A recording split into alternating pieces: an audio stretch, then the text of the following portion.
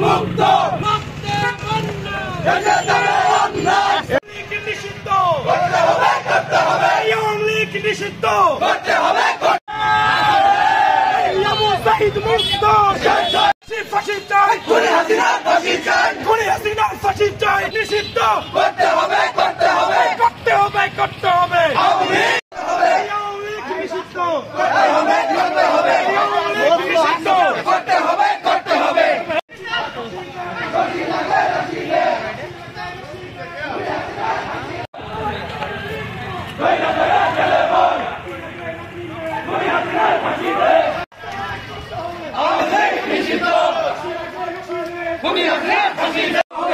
ধর ধর লীগ ধর ধর লীগ ধর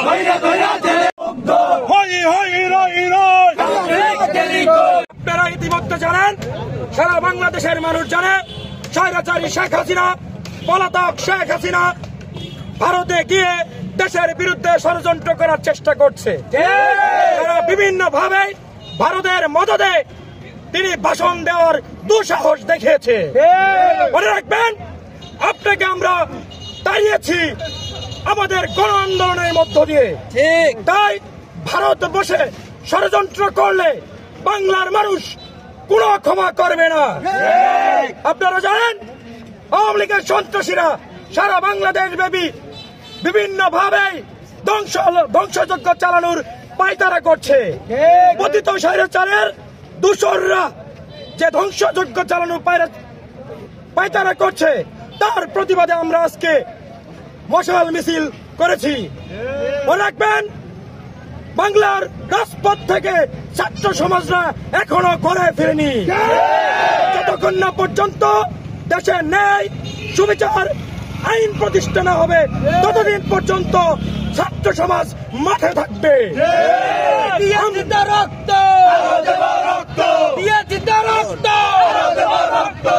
সঠিক প্যাড আর সঠিক তথ্য দিয়ে কেশু সামলে নিব এক হয়ে। Monalisa sanitary napkin. আমরা আজকের আগুন নিয়ে আমরা বলতে যাচ্ছি, আগুনের মশাল মিছিলের থেকে বলতে যাচ্ছি, খুবই শীঘ্রই অন্তর্বর্তীকালীন সরকারকে আওয়ামী লীগ নিষিদ্ধ করতে হবে এবং নিষিদ্ধ করে সন্ত্রাসী সংগঠন হিসেবে আখ্যায়িত করতে হবে।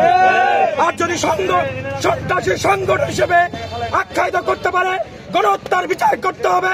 গণহত্যার বিচার করতে পারলে এই দেশের ছাত্র সমাজ, শহীদের আত্মা শান্তি পাবে, এই দেশের ছাত্র সমাজ থামবে।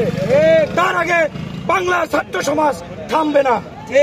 না ঢাকা, দিল্লি না ঢাকা।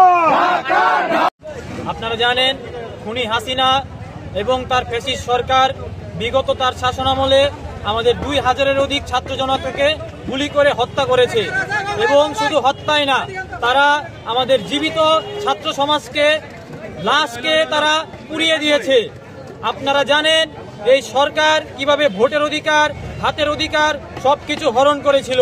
প্রতিটি ক্ষেত্রে তারা দুর্নীতিতে জর্জরিত করেছিল। আজকের এই মশাল মিছিল থেকে আমরা দাবি জানাতে চাই, শীঘ্রই এই আওয়ামী লীগ নামক সন্ত্রাসী সংগঠনকে নিষিদ্ধ করতে হবে। ঠিক, এই ছাত্র জনতা যে পর্যন্ত আওয়ামী লীগকে নিষিদ্ধ করে তাদেরকে প্রজ্ঞাপন জারি না করবে, সে পর্যন্ত আমাদের আন্দোলন চলমান থাকবে।